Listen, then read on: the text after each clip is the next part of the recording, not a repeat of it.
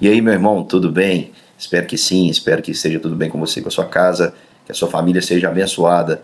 Todos os dias estamos aqui orando com você, trazendo um capítulo da Palavra de Deus e aplicando a Bíblia às nossas vidas para tentarmos mudar. Hoje nós vamos ver Provérbios capítulo 15. O livro de Provérbios é uma bênção, um livro prático, um livro que já vem no formato ideal para que você repita a leitura todos os meses. 31 capítulos apenas, dá para você ler um capítulo todos os dias. E se você seguir as instruções, pode ter certeza que você vai ter uma vida bem sucedida.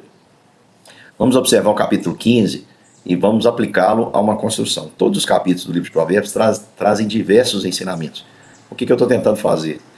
Trazer um ajuntamento desses ensinamentos em um grupo maior para que você possa gravar, para que você possa entender melhor o que cada capítulo deste livro ensina. Então hoje nós vamos imaginar a figura de uma construção e vamos aqui à luz do livro de Provérbios entender como nós poderíamos aí construir. Vamos imaginar nossa vida como uma construção. Quais são os passos que nós deveríamos observar para termos uma construção sólida, uma construção que vai trazer para nós alegria, que vai servir para o nosso conforto.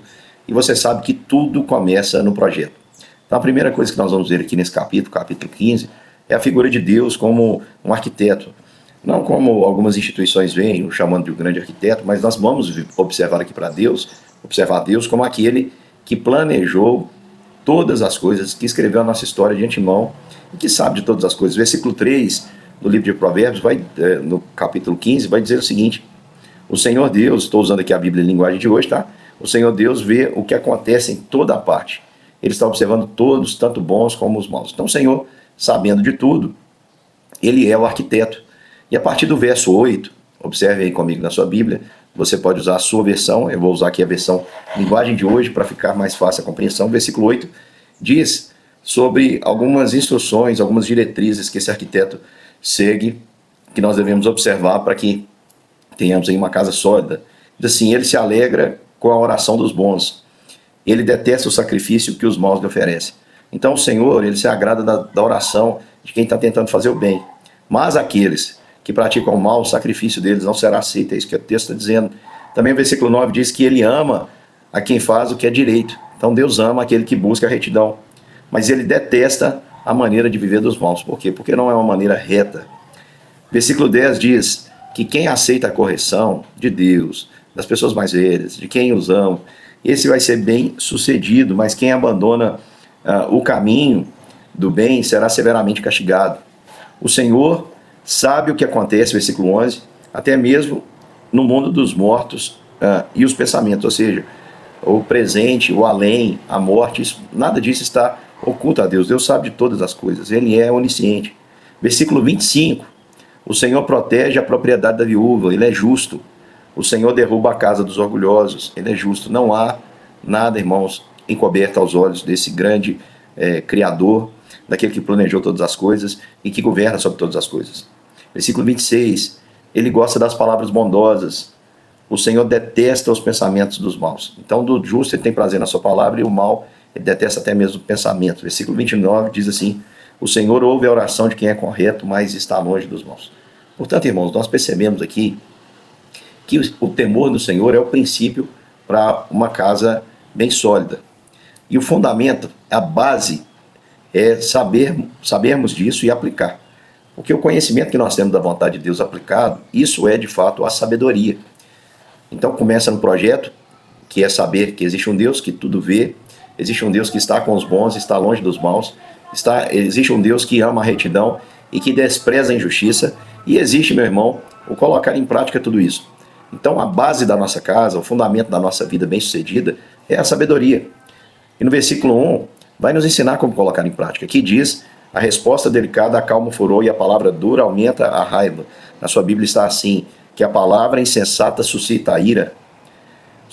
A palavra branda desvia o furor, mas a palavra insensata suscita a ira. Meu irmão, você já viu uma briga começando por causa de uma palavra mal falada? Na casa da gente, entre casais, entre pai e filho, entre irmãos, na igreja. Cuidado, meu irmão, com o seu falar. Dá para falar a verdade, dá para falar a verdade em amor. Versículo 2 diz que as palavras do sábio tornam o conhecimento atraente. A palavra dura aumenta a raiva. A palavra do sábio torna o conhecimento atraente. O tolo diz bobagens. Então, se você quer ensinar algo, use de sabedoria, fale com calma, fale com paciência, fale com amor. Porque o tolo, ele só diz bobagem. E como ele só diz bobagem, o dia que ele falar algo que é correto, ninguém vai dar ouvido. O versículo 4 vai dizer: as palavras bondosas nos dão vida nova. As palavras cruéis desanimam a gente. Ou seja, a palavra pode curar. Uma palavra certa, no momento certo, irmãos, é saúde. É uma preciosidade. Como o livro de Provérbios vai deixar isso muito claro, que a palavra certa, no momento certo, ela traz um benefício. Agora, a palavra errada, como ela destrói? A Bíblia fala sobre o poder da língua. Se você quiser ler a epístola de Tiago, você vai perceber tudo isso. Quem aceita a correção é sábio. Quem despreza o que o pai ensina é tolo. Então, meu irmão, se você quer ser bem-sucedido, ouça os seus pais, ouça as pessoas que te amam e que te aconselham, independente da formação acadêmica delas, elas têm quilômetros de experiência que você não tem. Então, escute atentamente, ouça.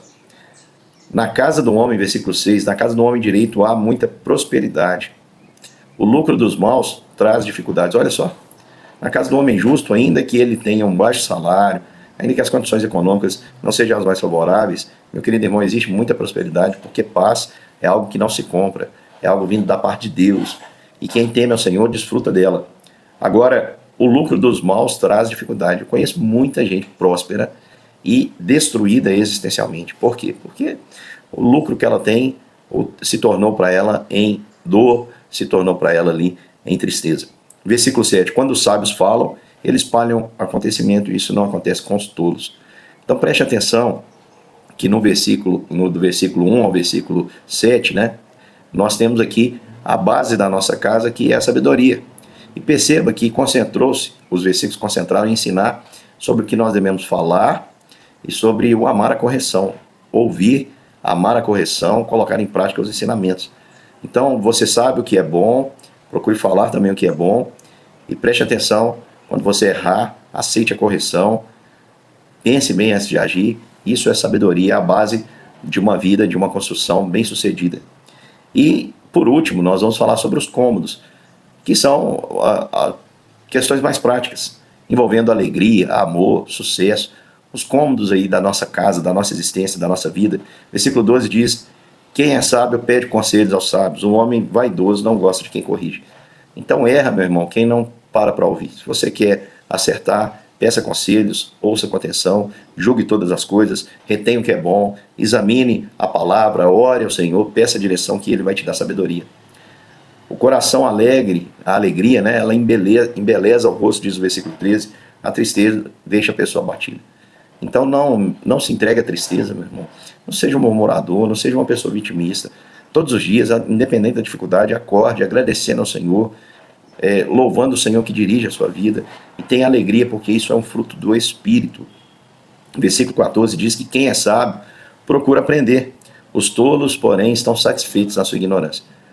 Digno ao cordeiro, irmãos, de receber da nossa parte a inteligência, a sabedoria. Você precisa saber a vontade de Deus, procurar entender a vontade de Deus. Eu preciso saber de tudo. Não, tem muita coisa na internet, por exemplo, que você não devia ficar procurando notícias, mas como você se informa? Como a gente gosta de encher a nossa cabeça de lixo. Por exemplo, você gosta daquilo que te faz mal. Você já reparou isso? Quantas pessoas estão se intoxicando todos os dias com jornais e falando assim: eu preciso ser bem informado. Para, meu irmão, de ver essas notícias trágicas. Você quer ter conhecimento? Procura aprender, vai ler um livro, vai ler histórias que inspiram, vai ler as escrituras, desliga a sua televisão, sai dos grupos de WhatsApp que não te acrescentam nada. Para de perder tempo. A vida é sempre agradável, versículo 15, é sempre agradável para as pessoas que têm o coração alegre. Todos os dias são difíceis para os que estão aflitos. Verdade, irmãos, quando a gente está triste, tudo é difícil, mas quando a gente está alegre, nada nos abate. Vamos buscar alegria. Versículo 16, é melhor ser pobre e temer ao Senhor do que ser rico e infeliz. Lógico, porque se eu temo ao Senhor e tenho na minha vida, ainda que eu seja pobre no sentido material, eu sou rico, porque Deus é a minha herança, é a minha porção. Versículo 17, é melhor comer verduras na companhia de gente que a gente ama, do que carne, picanha, onde existe o ódio. Preste atenção, é melhor você ficar com aquilo que simples, comer verdura com as pessoas que amam, do que carne onde existe ódio. A Bíblia, o livro de Provérbios, vai dizer muito isso, muito isso. Versículo 18, o que tem paciência traz a paz, mas as pessoas mal-humoradas, de mau gênio, sempre causam problema. Seja uma pessoa pacífica, meu irmão, vença essa ignorância, para de ser bruto, estúpido, principalmente com as pessoas que estão mais próximas de você. Para a pessoa correta, a vida não é tão difícil, porém o preguiçoso encontra dificuldade por toda parte. Você encontra um preguiçoso, ele tem um problema, ele não resolve o problema. Ele começa a reclamar e pôr o problema grande demais. A pessoa honesta, trabalhadora, ela já se coloca a trabalhar a fim de resolvê-lo.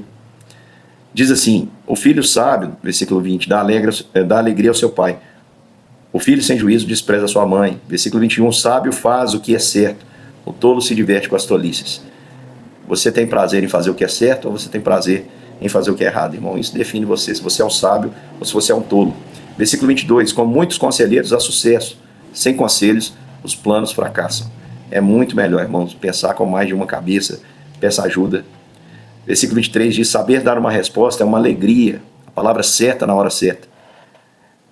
A pessoa sábia, versículo 24 diz, a pessoa sábia sobe pela estrada da vida. A pessoa sábia, ela não desce pelo caminho da morte. E o versículo 30 vai dizer que o olhar do amigo alegra o coração. O olhar do amigo alegra o coração. E a boa notícia faz a gente se sentir bem. Como é bom, irmãos, a gente estar numa situação tão difícil e de repente a gente recebe aquele olhar do amigo para dizer assim, olha, estou com você, você sente aquela compaixão, aquele amor, aquele prazer em estar com você no momento da dor, e aquele amigo traz essa boa notícia dizendo, estou com você, pode contar comigo para o que der e vier. Como isso nos faz bem, meu irmão? Versículo 31, o que aceita a repreensão justa andará na companhia dos sábios. Versículo 32, quem aceita a correção ficará mais sábio. Quem rejeita os conselhos prejudica a si mesmo. E para terminar, versículo 33 diz, quem teme o Senhor está aprendendo a ser sábio. Quem é humilde é respeitado. O temor do Senhor é isso, é depender do Senhor e pedir Ele a orientação e dizer para Ele, Senhor, eu quero viver e te agradar. Se você, meu irmão, colocar isso aqui em prática, a sua casa terá cômodos extremamente confortáveis, arejados, que vai fazer com que a sua vida aqui, na sua extensão, não sabemos quantos dias, quanto tempo o Senhor deu, mas com certeza a sua vida será bem sucedida. E a construção que você edificou, tendo Deus como o arquiteto, tendo a sabedoria como base e construindo os cômodos, praticando essa sabedoria, observando a sua vida à luz da palavra de Deus, pode ter certeza, essa casa não vai cair, fundada está sobre a rocha. Um grande beijo, meu irmão, até daqui a pouco para mais um capítulo das Escrituras.